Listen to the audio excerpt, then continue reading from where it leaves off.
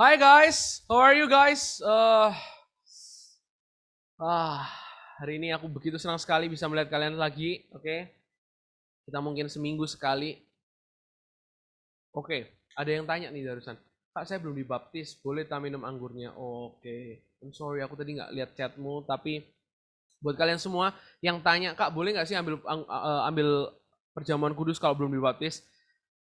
Gini guys, perjamuan kudus kita ambil bukan karena kita udah dibaptis air baru kita boleh minum anggur dan roti perjamuan, tapi ketika kita udah percaya sama Yesus sebagai satu-satunya Tuhan dan Juru Selamat, kita boleh ngambil roti dan perjamuan kudus. Jadi nggak perlu kalian harus baptis air dulu. Kalau kalian udah percaya sama Yesus, kalian bisa ngambil perjamuan kudus. Jadi next time, next month, di setiap minggu kedua kita ada perjamuan kudus, teman-teman bisa persiapkan. Kalau kalian emang udah percaya sama Yesus sebagai satu-satunya Tuhan dan Juru Selamat, ambil itu perjamuan kudus karena yes, itu adalah memperingati kembali, mengingat kembali apa yang udah Tuhan lakukan dalam kehidupannya kita. Oke? And hari ini teman-teman, bagaimana kabar kalian? Aku melihat Justin hari ini begitu ceria sekali, hari ini begitu aktif sekali. Ada Renat juga, ada David. Halo David, aku baru melihat wajahmu yang ganteng sekarang setelah lama. Maaf ada motor lewat di rumah guys. Oke, aku juga senang sekali melihat kalian amazing. Aku mau ucapin thank you buat Jason tadi yang udah nge-host dengan sangat luar biasa. Thank you juga buat Sharon, Angel, and then Jessica Shine yang udah nge-host dan mau welcome kita lewat pengumuman yang super duper keren, kreatif banget sih. Mikirin nonton terus habis itu ada Dolby Surround-nya. Gue gak kepikiran sih kalau misalnya kita harus bikin kayak gitu. And then gue juga ngomong thank you buat Casey and Rivaldo. I know meskipun kondisi sinyal di rumah nggak begitu bagus, tapi mereka tetap memberikan yang terbaik. Oke, so can we appreciate all of them? Bisa kasih applause, bisa kasih reaction, senyum dan lain sebagainya. Oke, thank you so much buat kalian semua. Dan hari ini teman-teman kita ada di topik yang baru. Kita akan bahas tentang keluarga. Kita ada di series keluarga. Jadi selama 3 minggu ke depan kita akan bahas keluarga. Dan lagu pertama yang muncul di dalam benak gue, karena hari-hari ini Kak VJ deket banget sama seorang teman yang suka bernyanyi, oke. Makanya setiap apa-apa gitu udah bayangannya kayak nyanyi terus gitu ya. Dan kalau ngomongin tentang keluarga, gue nggak tahu seberapa banyak dari kalian yang tahu lagu ini, tapi kalau kalian tahu please langsung di on mic, kalian sautin aja nggak apa-apa ya, karena di Impactors kita mau seru-seruan, kita mau ada interaksi satu sama lain, oke. Siapa yang tahu lagu Harta yang paling berharga adalah? Ada yang tahu? Ada yang tahu? Langsung on mic aja, nggak usah jempol-jempol. Kopi J. Oh, Coffee J, oke. Oke, kalau kalian jujur aja ada beberapa teman-teman gue nggak tahu apa yang harta yang paling berharga, tapi di Indonesia itu sempat ada sebuah series itu kalau misalnya di umurnya Kak VJ waktu seusia kalian itu ada series namanya itu Keluarga Cemara guys, dan lagunya itu ngehits banget dan nempel banget di otak. Lagunya ya itu tadi, harta yang paling berharga adalah keluarga. Wah, itu rasanya kayak somehow pada waktu nonton itu kayak oh iya ya, harta yang paling berharga itu keluarga. Kita diingetin itu lagi. Tetapi teman-teman, realitanya gue nggak tahu seberapa banyak dari teman-teman yang struggle dari masalah keluarga. Kenapa kok Impactors bulan ini harus bahas tentang keluarga sih Kak? Kenapa kok kita nggak bahas yang lain? Mungkin kita harus belajar tentang iman, belajar tentang self identity. Mungkin kalian minggu lalu ada begitu banyak pertanyaan yang masuk tentang mental health. Itu juga banyak. Mungkin kalian ngomong, Kak, kenapa kita nggak ngelanjutin mental health? Aku pengen belajar lebih lagi tentang mental health. Well, tetapi hari ini uh, well guys, gua percaya gini guys. Masalah yang paling penting yang harus diberesin dulu adalah segala sesuatu yang berawal dari rumah kita. Makanya hari ini Kalau gitu kenapa nggak dimulai bulan lalu aja? kenapa, Devin? Kalau gitu kenapa nggak dimulai sejak bulan lalu aja? Oh, sejak bulan lalu aja. Oh ya, kan pelan-pelan Devin ya. Kalau kita udah bahas mental health, kita akan bahas tentang berawal dari rumah bulan ini, oke? Jadi kamu perhatikan juga ya. Siap. Oke, guys.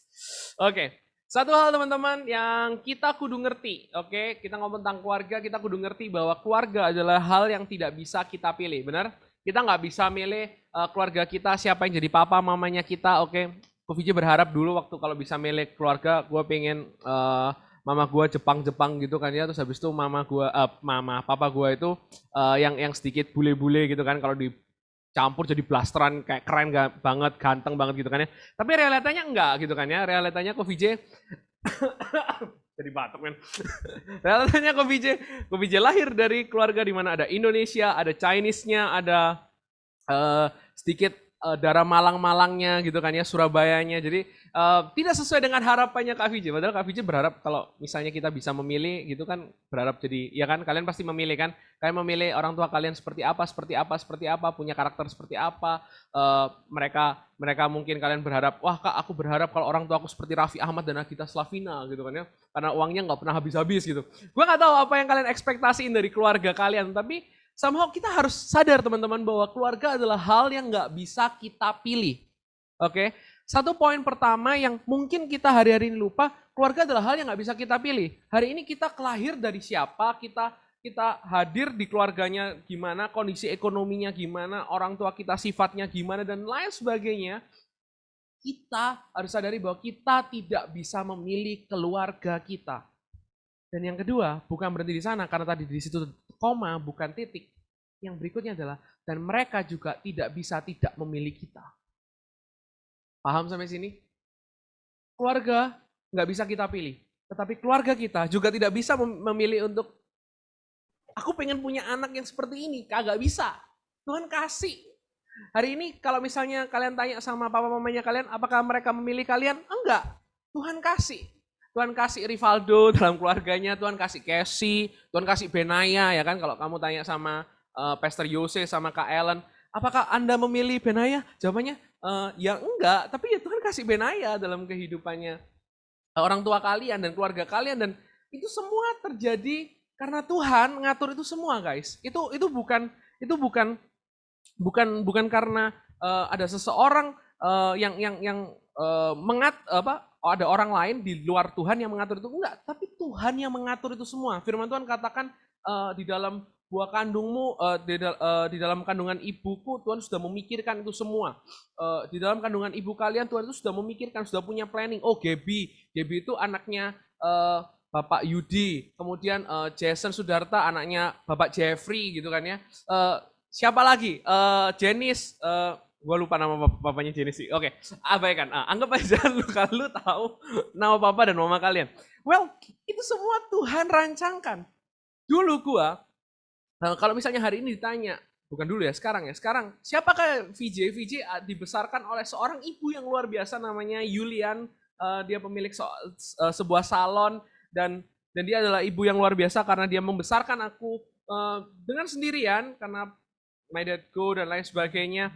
Wah, dan dia sangat berharap aku one day bisa melanjutkan bisnis dari bisnisnya dia di salon. Tetapi realitanya anaknya hari ini memilih untuk menjadi seorang gembala tuh, seorang pelayan Tuhan full time. Dan di awalnya mungkin mama gue nggak suka, tapi hari ini gue bisa mengucap syukur bahwa mama gue menjadi numero uno supporter dalam kehidupan gue. Dan mungkin itu terlihat baik saat ini, tapi dulu teman-teman, di masa-masa SMA, di masa-masa SMP, gue juga sempat struggle.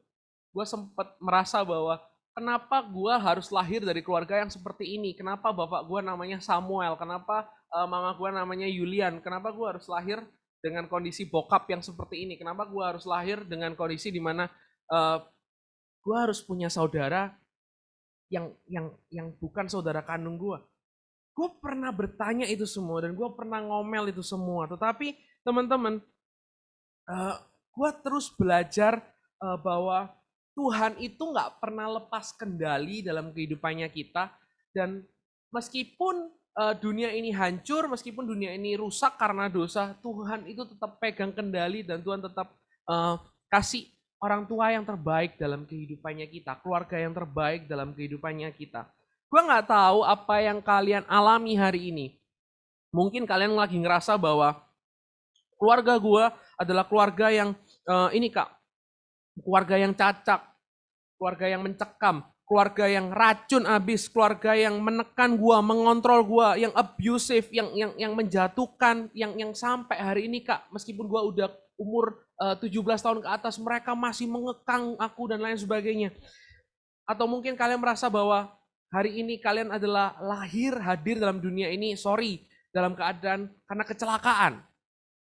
Gue nggak tahu apa yang jadi latar belakang keluarga kalian, apa yang jadi latar belakang kalian, tetapi hari ini teman-teman, mari kita belajar bersama-sama. Apa sih purpose-nya Tuhan? Apa sih purpose-nya Tuhan? Dan gue akan mulai dengan ini, definisi keluarga. Keluarga, kalau menurut KBBI itu dipahami sebagai kelompok primer yang terdiri dari 2 atau lebih orang yang mempunyai jaringan interaksi interpersonal, maksudnya punya hubungan entah itu hubungan darah, entah itu hubungan saling bergantung, hubungan perkawinan, ataupun adopsi. Jadi teman-teman semua yang hari ini, gue tahu mungkin lu merasa lu nggak laki, gue nggak punya ayah secara langsung dan ibu secara langsung, tapi gue harus ngomong, siapapun yang ada dalam rumah kalian hari ini, meskipun engkau dibesarkan kayak gue dibesarkan oleh opa dan oma gue, tapi lu harus sadar bahwa siapa yang ada dalam rumah lu hari ini, mereka adalah keluarga yang Tuhan tempatkan dalam hidup lu. Are you getting this? Pahami ini dulu. Keluarga itu bukan hanya sekedar ayah, ibu, saudara, enggak. Tetapi meskipun kau nggak ada ayah dan ibu, kau dibesarkan oleh kakek nenekmu dan lain sebagainya, itu adalah part of your family. Itu adalah keluarga. Teman-teman harus tahu itu dulu, oke? Jadi keluarga bukan hanya tentang ada hubungan darah. Lu diadopsi, itu part of your family. Itu adalah keluarga yang Tuhan tetapkan buat kehidupan lu. Dan ini, apa sih tujuan Tuhan nyiptain keluarga? Tuhan itu punya blueprint yang besar banget. Di Kejadian 2 ayat 18 dikatakan bahwa Tuhan Allah berfirman, tidak baik kalau manusia itu seorang diri saja. Aku akan menjadikannya di sini katakan apa? Penolong baginya yang sepadan dengan dia. Mungkin ada dari teman-teman yang tanya, yang ngobrol kayak, Kak, gue kok kenapa ya nggak lahir di dunia ini sendirian? Kenapa gue itu harus lahir ada orang-orang ini gitu ya, padahal orang-orang ini disfungsional gitu, abusive dan lain sebagainya. Kenapa kok harus itu? Tuhan menempatkan orang-orang di sekitarmu itu punya tujuan yang jelas, yaitu jadi penolong dalam kehidupanmu. Meskipun kamu masih belum melihatnya, meskipun kamu masih belum merasakannya, tapi inilah blueprint yang besar dari Tuhan, bahwa Dia menempatkan seseorang dalam kehidupan kita, entah kamu dibesarkan oleh single mother, single father, apapun itu, ataupun kamu dibesarkan oleh siapapun, Tuhan itu memberikan penolong dalam kehidupan kita, dan itu berawal di rumah kita. Berikutnya, apakah sampai di sini aja? Enggak. Kejadian 5 ayat 1-3 ini menjelaskan kepada kita gini. Pada waktu manusia itu diciptakan oleh Allah, dibuatnyalah dia menurut rupa Allah. Oke? Kalian bisa baca di situ? Menurut rupa Allah. Laki-laki dan perempuan diciptakannya mereka. Allah memberkati mereka dan memberikan nama manusia kepada mereka pada waktu mereka diciptakan. Setelah Adam hidup 130 tahun, ia memberanakan seorang laki-laki menurut apa? Rupa dan gambarnya. Lalu memberi nama Set kepadanya. Oke. Well, lu perhatiin apa yang gue mark up di sini. Waktu manusia diciptakan, ia diciptakan menurut rupa Allah. Dan waktu manusia memperanakan, tujuannya sama, yaitu membuat mereka, menuntun mereka, membentuk anak-anak tersebut untuk menjadi semakin serupa dan segambar dengan Allah. Oke? Tujuannya apa? Kak, kenapa gue harus ada di rumah? Kenapa gue perlu penolong? Kak, gue pengen mandiri. Jawabannya gini, kamu gak akan bisa menjadi segambar dan serupa dengan Allah kalau kamu hidup sendirian. Kamu gak akan pernah jadi orang yang dewasa, orang yang punya karakter yang baik, orang yang punya manner yang baik, orang yang punya iman yang baik kalau itu gak berasal dari keluarga. Meskipun mungkin keluarga kalian gak pernah ngajarin something, tetapi aku percaya Tuhan bisa pakai siapa aja yang dalam anggota keluargamu ataupun hal-hal yang buruk itu diubah menjadi kebaikan buat kamu. Oke, jadi keluarga itu punya peranan penting. Mengapa keluarga? Karena Tuhan membentuk kita dan itu semua berawal dari rumahnya kita. Sampai sini bisa paham atau ada yang nggak paham, teman-teman? Oke, ada yang tanya, lalu kenapa ada orang tua yang membuang anaknya? Well, nanti kita akan bahas itu. That's a good question. Gue suka banget. Ada yang chat secara pribadi dan tanya itu secara personal. Good. Nanti kita akan bahas, entah kalian akan menjawabkan jawaban kenapa orang tua membuang anaknya dan lain sebagainya. Entah di minggu ini atau selama 3 minggu ke depan, 2 minggu ke depan, kita akan sama-sama belajar. So, gue akan lanjutin. Mengapa Tuhan menempatkan keluarga? Karena Tuhan membentuk kita berawal dari rumah. Entah itu kalian dibesarkan oleh siapapun, entah itu kalian tinggal di panti asuhan, entah itu kalian tinggal dimanapun, Tuhan membentuk kita berawal dari rumah. Next. Gue nggak bisa next. Oke. So, apa yang harus kita lakukan, Kak? Kalau kita udah tahu bahwa Tuhan punya purpose, punya tujuan untuk membentuk kita berawal dari rumah. So, apa yang harus kita lakukan? Keluaran 20 ayat 12. Dikatakan di sini bahwa hormatilah ayahmu dan ibumu, supaya lanjut umurmu di tanah yang diberikan Tuhan Allahmu kepadamu. Mungkin kita pertama kali dapatnya di sini ayahmu dan ibumu, tetapi kalau secara konteks yang pengen ditekankan di sini adalah bicara tentang otoritas, tentang orang-orang yang ada di atasmu, entah itu mencekno, entah itu bikin nyaman, entah itu orangnya bikin kalian gregetan dan lain sebagainya. Tapi gue pengen ngomong gini, sekali lagi Tuhan itu membentuk kita dari rumah, dari awal rumahnya kita. Berawal dari rumahnya kita. Jadi siapapun yang Tuhan tempatkan itu memang yang terbaik. Dan somehow kalau kalian baca ayat ini, memang ayat ini dimasukin di 10 perintahnya Allah. 10 hukum perintahnya Allah. Dan di sana memang nggak ada, mungkin ada teman-teman yang tanya, loh Kak kok nggak adil? Kenapa kok kita yang disuruh menghormati orang tua, tapi kok nggak ada di 10 perintah Allah ngomongnya gini? Kan harusnya ayah dan ibumu, sebagai ayah engkau harus menghargai anakmu, sebagai ibu kamu gini. Kenapa nggak adil? Lalu teman-teman, rupanya Tuhan itu lebih concern sama keputusan, sama tindakan dari anak-anak, bukan dari orang tua. Menurut gue secara pribadi. Meskipun di ayat lain kalian akan menemukan bahwa nanti orang tua harus punya peranan seperti ini, ibu punya seperti ini. Tetapi yang Tuhan lebih concern itu adalah tindakan kita sebagai orang yang di under authority. Apakah kita bisa menghormati orang tua kita atau enggak?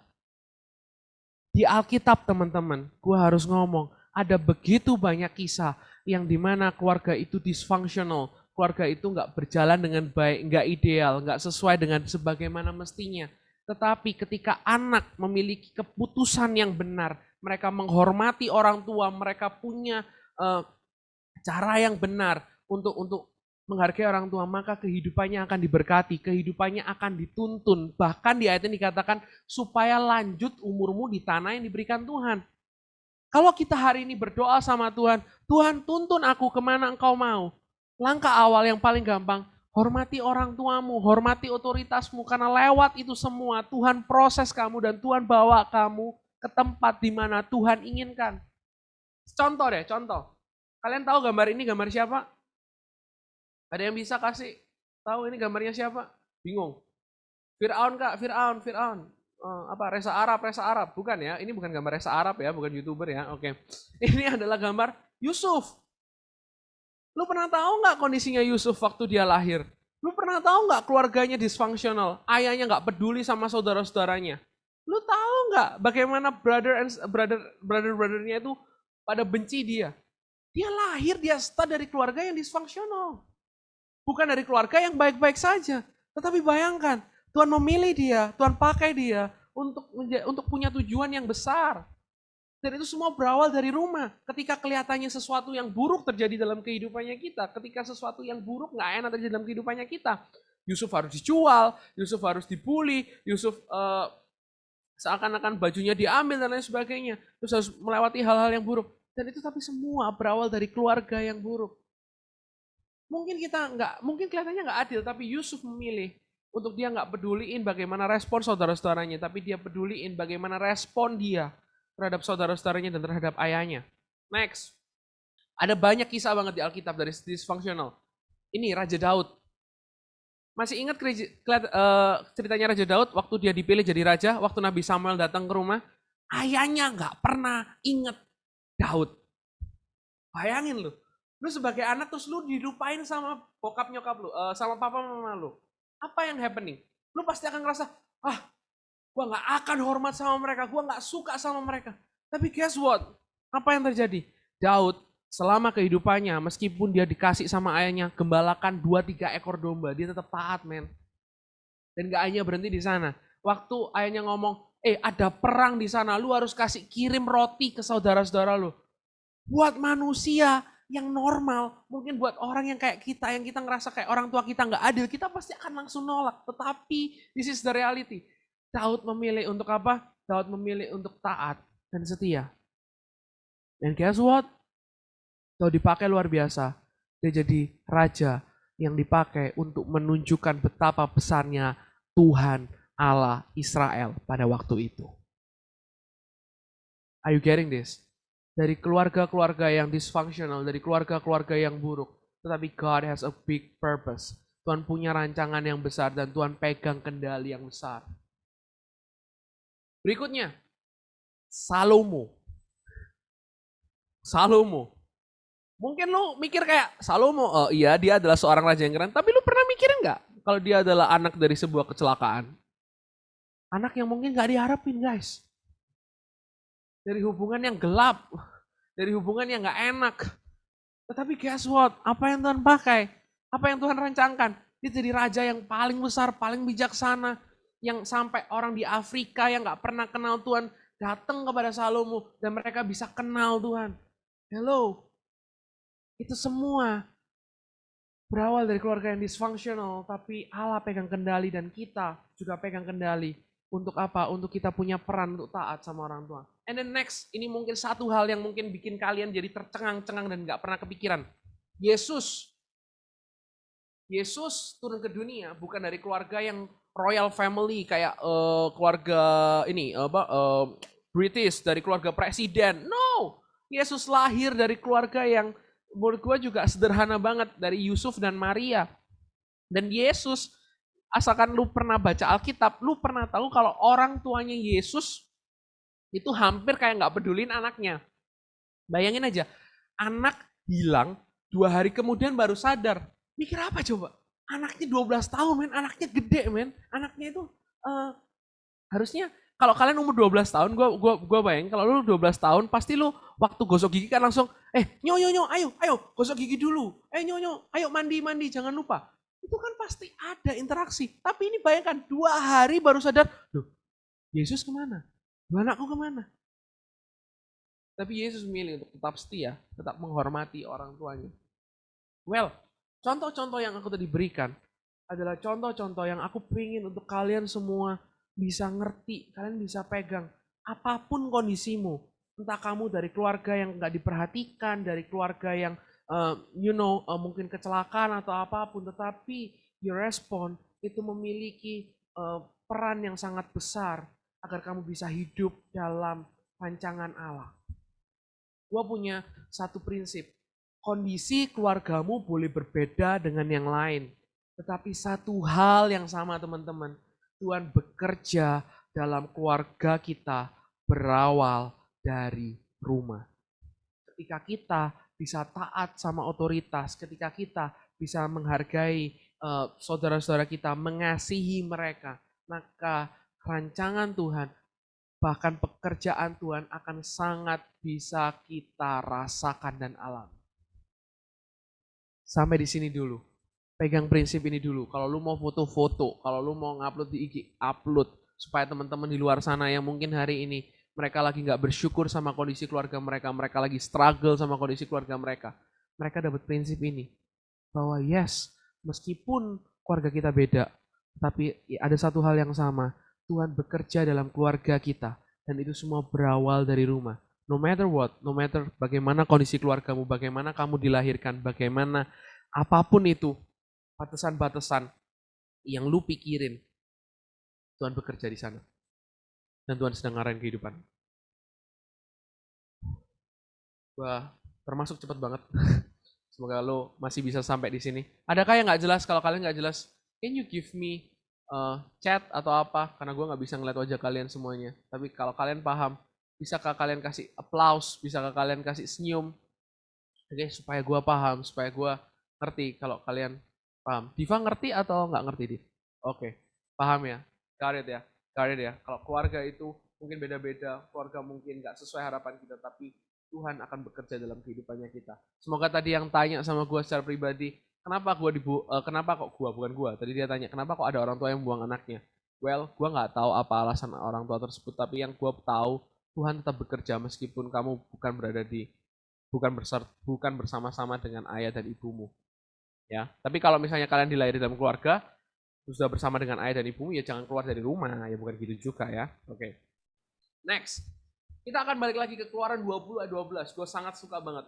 Dikatakan di sini hormatilah. So, hormatilah ayah dan ibumu supaya lanjut umurmu di tanah yang diberikan Tuhan Allahmu kepadamu. So, apa hormatilah? Apa sih hormatilah itu? Kudu apa sih Tuhan? Hormatilah itu maknanya apa gitu kan ya? Kalian mungkin bingung. Gimana caranya menghormati? Gue akan kasih bagaimana cara menghormati. Gue akan kasih singkatan LAF. Oke, LAL, love. Wah, sebenarnya kalau misalnya dibaca itu bisa love. Sarangi gitu kan ya. Kasih hatinya dong, asik. Oke, yang pertama adalah listen. Berusahalah ketika kalian di rumah, bukan berarti listen ini mendengar dan kita cuma jawab ya aja, bukan teman-teman. Tetapi hal yang pertama yang kita bisa lakukan secara praktis di rumah adalah ketika kita mau untuk mendengar orang tua kita. Dalam artian kita benar-benar memberikan head, telinga, kemudian hati kita untuk mendengar apa yang mau ia sampaikan. Dan mendengar secara aktif itu bukan mendengar yang hanya sekedar gini teman-teman. Bukan hanya sekedar dia ngomong, habis itu kita cuma ngomong iya, tetapi kita juga bisa kayak ngomong sebagai konfirmasi ulang. Misalnya gini, Nyo, nanti malam mama belikan Sinyo ayam, mama berharap Sinyo pulang lebih awal dan Sinyo bisa makan di rumah. Misal. Sebagai anak yang baik, maka orang tersebut akan mendengar kayak, oke mama akan membelikan aku ayam malam hari ini dan mama berharap untuk aku bisa pulang lebih awal. Oke, mari kita lakukan itu. Dan itu akan jauh lebih baik. Kenapa orang tua seringkali tidak merasa dihormati adalah ketika mereka belum selesai ngomong apa atau mungkin mereka ngomong apa kita cuma say yes tapi kita nggak benar-benar dapetin the message, pesan dari orang tua tersebut. So, hal pertama yang Tuhan inginkan kalau kamu ingin menghormati adalah dengan mendengar terlebih dahulu. Ngomong. Apa yang ada hatimu itu kamu juga ungkapin. Listen itu bukan hanya sekedar kamu dapetin ngomong say yes, tapi kamu benar-benar dapetin pesannya. Dan kamu kalau misalnya nggak setuju, kalau kamu misalnya nggak tepat, ngomong, ungkapin dengan baik-baik. Jangan sampai gini, Nyo, nanti malam mama masakin kamu ayam, kamu pulang ke rumah. Terus habis itu karena kita ada janjian, mungkin karena aku diundang sama Jason Sudarta mungkin makan di rumahnya gitu kan ya. Maka aku ngomong kayak mama, enggak. Terus habis itu gue nggak ngomong kalau gue ada undangan. Lalu gue pergi ke rumahnya Jason Sudarta dan pulang, mama gue ngomel karena ayam yang udah dimasakin nggak dimakan. Itu terjadi kenapa? Karena kita nggak pernah komunikasiin dengan baik, karena kita nggak pernah terima message-nya dengan baik dan kita meresponi message tersebut.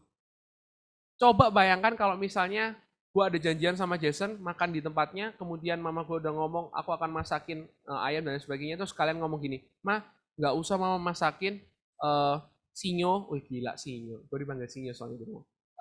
Aku mau VJ mau pergi ke rumahnya Jason, mau makan di rumahnya, jadi malam ini aku akan pulang dalam kondisi kenyang dan mama nggak perlu repot-repot. Sehingga waktu kalian pergi dan waktu kalian balik ke rumah, kondisi aman, obrolan aman.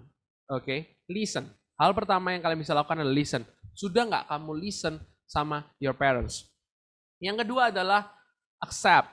Terima mereka. Gua tahu orang tua kalian nggak semuanya sempurna guys. Oke, kondisi ekonomi bisa sulit, kondisi hal yang nggak menyenangkan terjadi.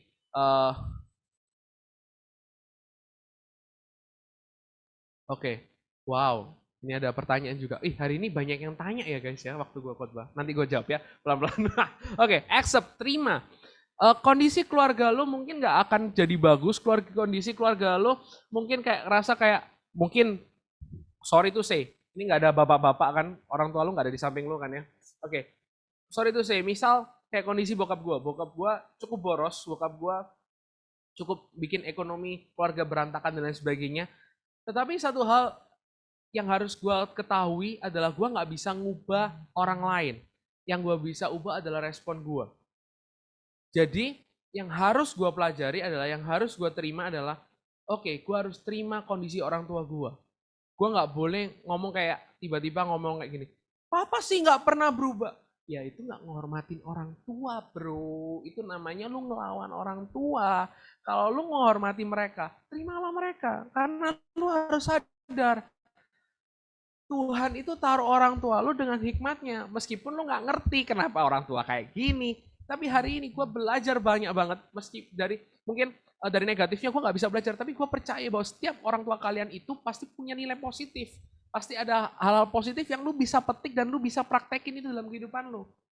Yang negatif lu buang, yang positif lu terima. Jangan semuanya lu terima. Yang positif lu terima, yang negatif lu buang. Itu yang harus lu lakuin. Accept. Mereka perlu diterima. Lu perlu respect. Kalau lu udah merasa bahwa mereka bukanlah orang tua lu nggak akan pernah bisa ngasih seseorang. Gue selalu bilang sama teman-teman gue, even kemarin ada yang ada anak yang baru PDKT telepon gitu, kak gue mau PDKT gitu kan ya. Gue ngomong, kalau lu mau deketin seorang, gue kasih ajarin PDKT ya sama kalian. Oke, lu kalau mau ngomong sama seorang, lu nggak boleh ngerasa inferior atau lu merasa superior. Dan lawannya beda. Misalnya gue merasa inferior, terus lawannya gue anggap superior, gue nggak akan pernah bisa ngobrol dengan baik. Atau mungkin gue merasa gue superior dan dia inferior, gue merendahkan orang lain. Komunikasi kita nggak akan pernah jadi baik.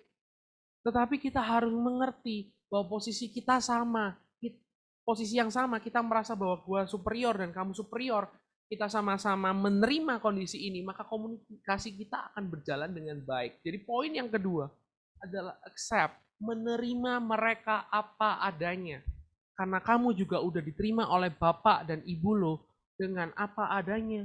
Nggak ada kan yang protes, kenapa gue punya anak seperti lo? Ya mungkin ada, tetapi gue percaya ya, satu hal, meskipun mereka nggak terima lo, tapi lo yang mulai duluan untuk terima mereka apa adanya. Oke, next. Udah kan lo terima? Dan yang ketiga, kenapa nggak bisa lagi? Oke, forgive, mengampuni. Orang tua lu mungkin bisa menceno, orang tua lu bisa mungkin misuin lu, orang tua lu bisa nggak peduli sama lu. Tetapi satu hal yang lu harus lakuin, mengampuni mereka. Karena gue harus ngomong sama ini sama lu. Nggak ada satupun orang dalam dunia ini yang sempurna. Setelah mereka dikuduskan, setelah mereka diselamatkan oleh Tuhan, setelah mereka dikuduskan, tetapi kita harus ngerti, dunia ini udah rusak oleh karena dosa. Kita tetap hidup dalam dunia yang penuh dengan dosa. Kita bisa jatuh, kita bisa mengecewakan, kita bisa gini. Tetapi Tuhan yang di atas itu yang udah ngampuni kita, itu terus mengampuni kita dari hari ke hari. Dan gue juga percaya bahwa kita juga punya tugas untuk ngampuni orang tua kita. Lepaskan segala kepahitan. Kalau enggak, lu enggak akan pernah bisa menghormati mereka. So, bagaimana cara menghormati? Love, listen, accept, and forgive your parents. Itu adalah cara yang paling tepat dan paling benar untuk engkau bisa ngeresponi orang tuamu dan hidup lu bisa berada dalam rancangan Tuhan. Mungkin tadi ada yang tanya, oke, terima kasih, kurang 5 menit. Wow, gue lama banget juga khotbahnya ya. Sorry guys, tapi gue berharap lu paham. Kok tadi ada yang tanya, bekerja gimana kok kayaknya Tuhan nggak bekerja ya di keluargaku padahal udah doa dan lain-lain pertanyaan yang sering ku terima. Oke, mungkin orang tua lu mungkin kelihatannya nggak bekerja, tetapi yang gue percaya gini, tetap lakukan doa karena ada waktunya Tuhan untuk Tuhan itu menginsyafkan dan bahasa gue kayak muslim banget ya. Menginsyafkan, membuat orang tersebut itu sadar akan kesalahannya. Mungkin bukan hari ini, mungkin bukan besok, mungkin bukan 10 tahun lagi, mungkin di akhir kehidupannya. Kita nggak tahu, tetapi satu hal yang bisa kita lakukan adalah kita berdoa dan kita ngerespon ini sama orang tuanya kita. Oke, kita tetap menghormati orang tuanya kita tetap listen, kita tetap accept, kita tetap forgive sama mereka semua. Wow. Dan mungkin ini yang jadi jawaban dari pertanyaan tadi. Bagaimana cara menghormati mereka? Kalau kita udah ngelakuin ini semua, tapi kita masih berat banget, masih nggak bisa banget. Guys, gue ngomong, kita manusia yang lemah, kita manusia yang hidup dalam daging, kita manusia yang nggak bisa mudah melakukan hal kebenaran, tetapi yang kita bisa lakukan adalah undang Yesus Kristus untuk bekerja dalam keluarga kita. Doa terus. Nggak apa-apa. Hari ini nggak ada Tuhan. Kok kita kayak rasa-rasa ngomong sama Ko VJ gitu kan ya. Banyak curhat juga. Selain sama leader-leader. ini kok rasanya Tuhan nggak bekerja ya, ini kok rasanya gini ya, kok rasanya kok nggak ada perubahan dan sebagainya. Hey, tetap berdoa, tetap percaya Tuhan punya waktu yang tepat untuk nyampein. Gua juga bertobat bukan karena gua tiba-tiba masuk gereja habis itu bertobat tiba-tiba Kak Betuel khotbah atau siapa yang di depan khotbah habis itu, wah aku langsung bertobat gitu kan ya. Enggak gitu ya, enggak gitu juga gitu. Aku datang ke gereja terus-terusan guys. Baru bertobat juga usia baru kapan? Baru SMA, baru gue bener-bener terima Tuhan Yesus sebagai Tuhan dan Juru Selamat. Dan itu juga perlu proses. Waktunya Tuhan kita nggak paham. Lu coba tanya sama Kak Aldo. Kak Aldo berapa lama ke gereja dan kapan dia baru bertobat? Beda juga. Lu nggak ngerti. Lu nggak bisa tahu kapan waktunya Tuhan. Tapi yang lu bisa lakukan adalah lu berdoa dan lu percaya bahwa Tuhan bekerja dalam keluarga lu. Meskipun lu lagi nggak lihat itu semua. Oke, kurang 5 menit. Pertanyaan, slide gue udah selesai ternyata. This is the last part. Caranya gimana? Undang Yesus Kristus bekerja dalam keluarga lo. Dan poin yang paling penting adalah, ini. Kondisi keluarga lo boleh berbeda dengan yang lain, tetapi satu hal yang sama, Tuhan bekerja dalam keluarga kita berawal dari rumah. So, berawal dari rumah, Tuhan bekerja untuk a great purpose in your life. Hari ini, lu mungkin gak tahu, lu mungkin merasa kayak keluarga lo dysfunctional, gak sesuai harapan lo, tetapi percayalah, Tuhan punya rancangan yang besar. Kenapa Tuhan membuang anak? Kenapa Tuhan membuang anak? Kenapa orang tua membuang anak? Kemudian ataupun kenapa Tuhan tidak mengubah hati orang tuaku? Kenapa aku harus ada di orang tua seperti ini? Tuhan punya rancangan yang besar, guys. Keluargamu boleh berbeda dengan yang lain, tapi satu hal yang sama. Tuhan bekerja dalam keluargamu dengan cara yang mungkin kita tidak ketahui, dan itu semua berawal dari rumah. Tugas lu hari ini, kalau kalian ingin hidup dalam rancangan Tuhan, hormatilah Tuhan. Dengan cara gimana? Listen, accept, forgive mereka. Dan undang Yesus Kristus bekerja dalam keluarga lu. Gue percaya bahwa apa yang gue sampaikan ini bukanlah sesuatu yang omong kosong, tapi gue secara pribadi, gue lahir dari keluarga yang bobrok, gue lahir dari keluarga yang gak sempurna, gue lahir dari keluarga yang dysfunctional, tapi gue selalu mengucap syukur bahwa dalam kebobrokan keluarga gue, Tuhan bisa pakai itu untuk rancangan yang besar. Ingat kisah-kisah orang yang tadi, Yusuf lah, Daud lah, Salomo lah, Yesus lah, dan tokoh-tokoh yang lain.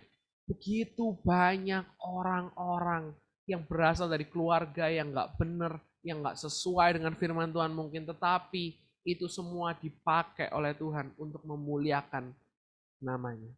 It's okay untuk kamu berada di keluarga yang gak sempurna. It's okay not to be okay. It's okay untuk kamu imperfect. Tapi bukan berarti kita mengasihani diri di sana. Tapi choose. Gua putusin. Hari ini gua mau hormat sama orang tua gua. Gua mau love.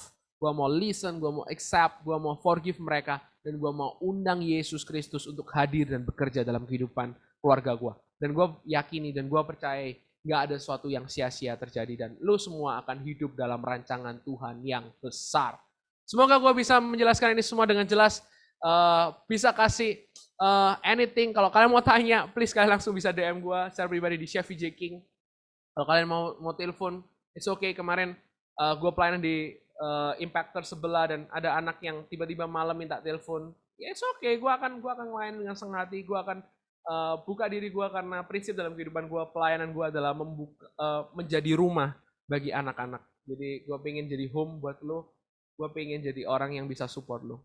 Oke, I hope kalian semua terberkati dan paham apa yang gue sampaikan. Kalau paham bisa kasih reaction-nya. Kalau nggak paham, gue cuma berharap dari Patrician sih. Karena Patrician itu cukup, enggak. Gue berharap dari kalian semua. Karena Patrician itu paling protes kalau misalnya, Vijay kalau khotbah nggak jelas, wah itu gue paling kepikiran gitu. Bercanda. Gue senang banget hari ini kalian terberkati, kalian dapat banyak hal. Hopefully ini bisa memberkati kalian dan kalian bisa paham betul bahwa Tuhan punya desain yang besar dalam kehidupan keluarga kalian. No matter what and what else. Kalian habis ini masuk dalam small group dan mari kita berdoa, dengerin pengumuman dan aku juga ingin nyampein pengumuman sebelum masuk ke dalam breakout room. Yuk, mari kita berdoa bersama-sama.